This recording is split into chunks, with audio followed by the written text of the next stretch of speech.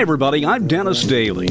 I spent 20 years with United Press International, most of it with the old UPI Radio Network.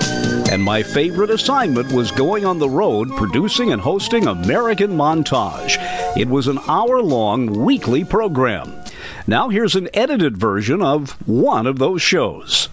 Isn't the element that would seem to bother the average person the most about Watergate is the fact, as you alluded to earlier, that Nixon thought he was above the law, that this cover-up was necessary in order to keep from smudging the president, but that here, for example, you had John Mitchell, theoretically at one time the highest-ranking law enforcement person in America, who went over and became part of the campaign. His successor, Richard Kleindienst, as Attorney General, was also convicted of perjury as well. I mean, here you had the chief law enforcement people, and then they found out that they'd been trying to corrupt the FBI and make sure the FBI investigation was stopped. And in order to do that, they were asking the CIA to come forward and claim that the CIA was responsible for Watergate, which it wasn't, in order to get the FBI to stop the investigation. In other words, there was no instrument of government, be it the law and justice part of it, be the investigative part of it, the police part, our spies around the world were all being enlisted for a cover-up. And if you ask me what it was that the American people hated most, it wasn't, I don't think it wasn't even that he regarded himself as above the law. I think a lot of Americans are inclined to think a president is somewhat above the law anyway. Most people will give a president quite wide latitude. What really got them is what had begun to get them with President Johnson before Nixon, in the sense that this president whom we trust will lie to us. When there was a credibility gap opened with Johnson over the Vietnam War, when he went to Congress and got resolutions, Tonkin Gulf resolutions, saying there had been an attack on ships, which there hadn't been, in order to be able to manipulate Congress and to pursue the Vietnam War as he wanted to come up with fake body counts of all the people that were killing on the other side, of saying the war was being won when they knew the war was being lost. And after a while, people said, we have a certain assumption of regularity in government and in the White House. He may do good things, he may do bad things, but the president is going to lie to us, then there's nothing left. And the small credibility gap that was opened by Johnson became a credibility chasm under President Nixon. After a while, they began to realize this man will stop at nothing. We found out that there was a dicta belt which had been destroyed, and he talked to his intimates and said, well, there's no problem there. I'll recreate that dicta belt. Yeah, he did say that. He said, I'll sit down and dictate one as of 3 years ago to cover the same time. I can do that. That's easy, right? And that, I think, was the ultimate. The president as a liar is unacceptable to the American people. Nixon had a series of paranoid concerns and worries, one of which was that Lawrence O'Brien, the Democratic National Chairman, who had been a consultant to the Howard Hughes organization, would therefore know about all the Nixon connections with Howard Hughes.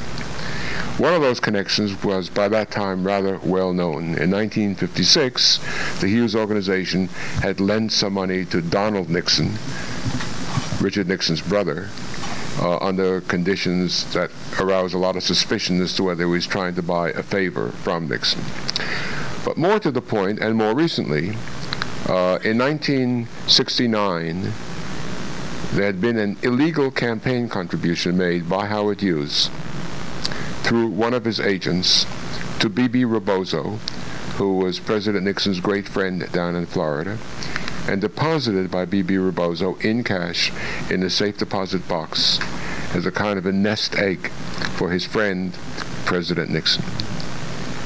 That became a part of the Senate Watergate investigation, in fact. But Nixon worried whether O'Brien knew about that, thought he did know about it, and that knowing about it would explode that fact at some crucial moment during the campaign. And so obsessively, they had to go in and find out whether O'Brien had that.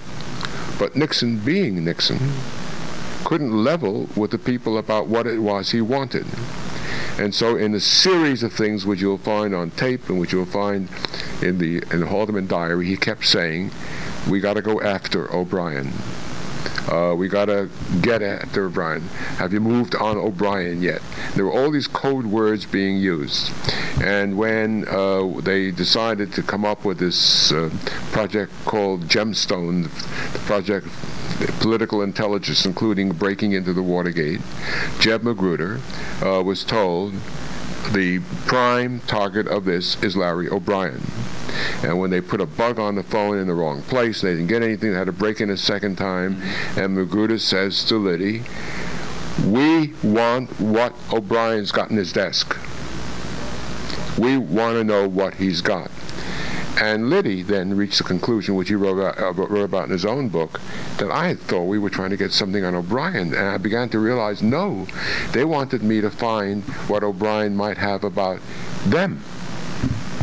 But because you can't tell people precisely what you want, the thing filters down until by the time it gets down, they're going after something with no clear idea of what it is they're going after.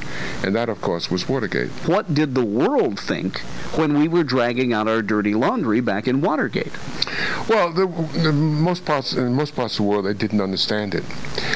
They surely didn't understand that, for example, in China, Nixon would go to China, and in his conversations with Mao Zedong and Zhou Enlai, they would sort of say, what is that all about? And it was very easy to assume that what you really had here was Democrats and Republicans, and the Democrats were finding some way of trying to pull the rug from under the Republicans, and this is all part of the way politics was played in America.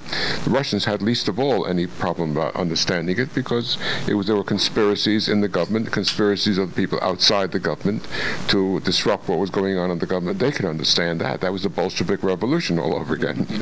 So yeah, Watergate was a vast mystery, because you couldn't understand Watergate without understanding a lot about America. I mean, in Britain, you couldn't understand America. If you had a Watergate scandal in Britain, then you would immediately get the resignation of the prime minister and a new election. They don't fundamentally understand over there that we elect our presidents for 4 years, and they're there unless we find a way of kicking them out of office. And that no matter what Congress thinks of them, they're still there. And no matter what he thinks of Congress, they're still there. That he's not responsible to Congress in any way, although on August 8, 1974, when he resigned, he sounded as though there was some gridlock in Congress. That was the reason for his resignation, but that was something else. One final question. How close, from your standpoint, and it may be brought out in the episodes I haven't seen yet, how close to being kicked out of office was Nixon when he opted out himself? He would never have opted out unless he was quite sure he would have been kicked out. He knew he was going to be kicked out. There was, by that time, he was told by Senator Goldwater that he didn't have 7 senators who would be willing to support him. Now, the impeachment, the articles of impeachment in the House had already been adopted by the House Judiciary Committee. There was no question at all that he would be impeached by the House. Then he'd go on trial in the Senate. And in the Senate, he had only 7 senators in his favor. I mean, he sort of got out one step ahead of the sheriff. Months, days, weeks? How long would the process possibly have taken? Oh, it would have been months. I mean, you know all the ways in which any trial tends to stretch itself out with the various ways you can stretch out a trial. But a political trial before the Senate could have gone on for months, years. He would have been on trial. It wouldn't have been pretty, but, you know, we would have had something almost as exciting as O.J. Simpson on the air.